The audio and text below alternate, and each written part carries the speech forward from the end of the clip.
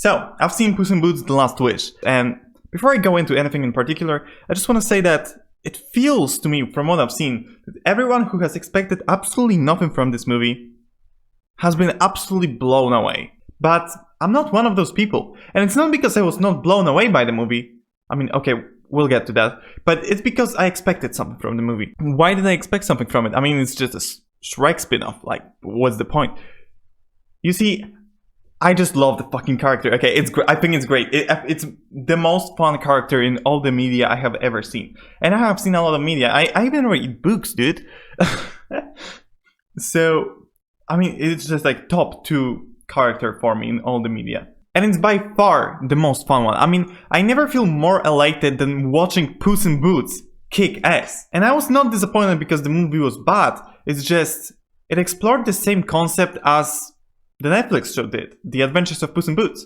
And I think that the show was like really, really good.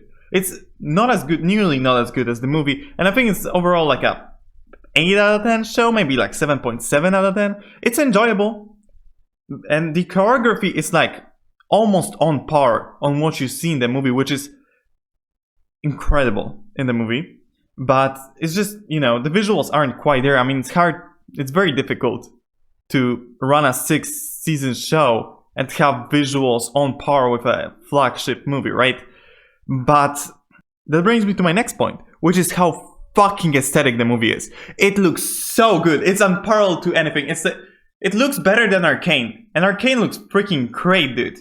It's just every single frame in this movie feels like it has a reason, you know? And the things that they do to the sceneries and overall how they just take different kind of approaches to every scene, it just makes it pop so much more. It's like every single frame has like weight to it. You can feel the like everything. It's like the frames could somehow convey emotions just because of how good everything looks. It's crazy. So this movie explores fear and how you like react to it. I mean, it's one of the most driving factors, I'd say, in the movie. I mean, by a long shot. Sure, characters are also really well written, but it's the fear and how they handle it, really the main selling point. And there is, in the Netflix show, an episode where Puss in Boots faces his fear, which are bees. Yes, there is an episode about bees, and this is canonical. Puss in Boots fear bees.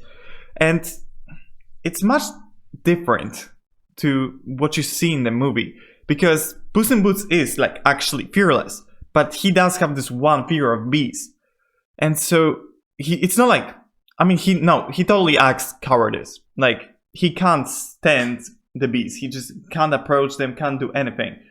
And it takes a great effort for him to overcome his fear because, well, he doesn't need to be brave. He never had to because he's fearless. Like, these are two different things. He just didn't know how to overcome the fear. And so that's a pretty fine concept, right? But in the movie, we don't really get that overcoming of fear. It just kind of happens. In the show, there's this huge villainous entity called the Blood Wolf. And this is not a spoiler, by the way, because he's been set up at the end of season 2. And it's been like a driving story element for 3 seasons straight. So this is not a spoiler. But you can't kill it. That's the point.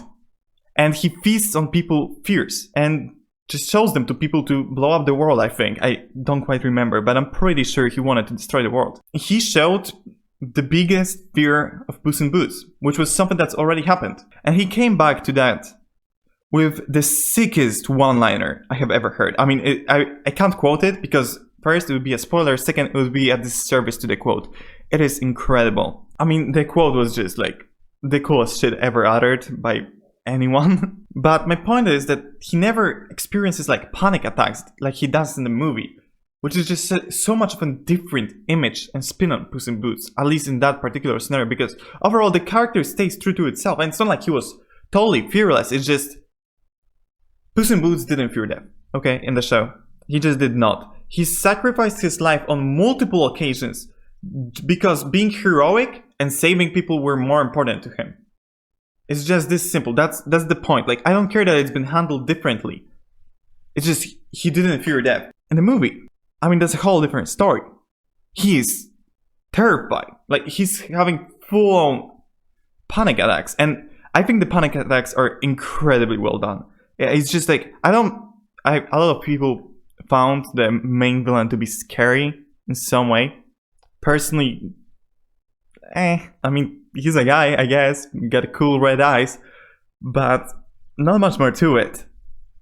But Puss in Boots was just imagining things, and you getting to witness like the changes to the scenery caused by his imagination, the lives flashing in front of his eyes. I think those panic attacks were just one of the best, if not the best, depiction of like what fear does to you, right? It was truly great. Like, you felt anxious, not because it was scary, like a horror movie scary. It was just because you felt how anxious the character was. You could like emphasize with the character. But because of the differences in the show and the movie, I'm just like kind of confused. Because it's the same character, I mean, almost the same scenario, world ending. I mean, that kind of entails that he's gonna die. And here, I mean, yeah, he's gonna die.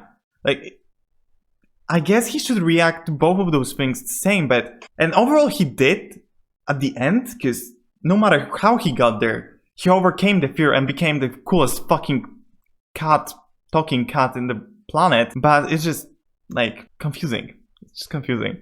And overall, the movie was, I mean, insane. The first 15 minutes of this show go so fucking hard, dude. It's like Attack on Titan meets God of War meets Arcane, but like better than all three of these combined somehow. And it's like immaculate. It's the craziest fucking piece of any movie. Like, not even animated movie, just of movie ever.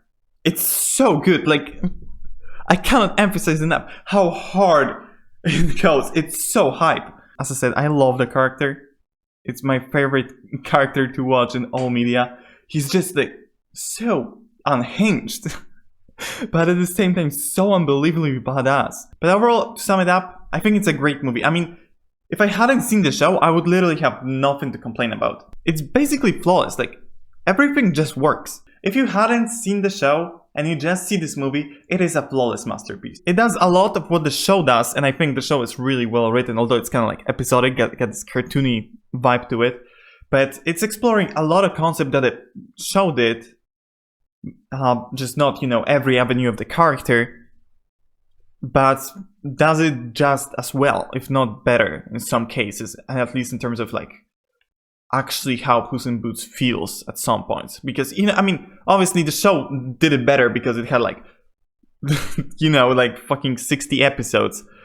But in this short of a time span, the movie did an incredible job. And even though I get the, fearless image of Puss in Boots from the show, it does not prevent the movie from being at least top 3, if not top 1. Because again, the movie is just like, if the movie had no dialogue, I love Puss in Boots. I just love the character so much that I get to overlook it. Because actually, everything is, except for that one kind of conflicting thing, it's literally perfect. Like, it goes so hard. It's so beautiful. I can't recommend this movie enough. I just wish it wasn't the same thing, honestly. I just really wish that they hadn't explored the same thing that they have in the show. But yeah, if you hadn't seen the show, this is gonna be phenomenal.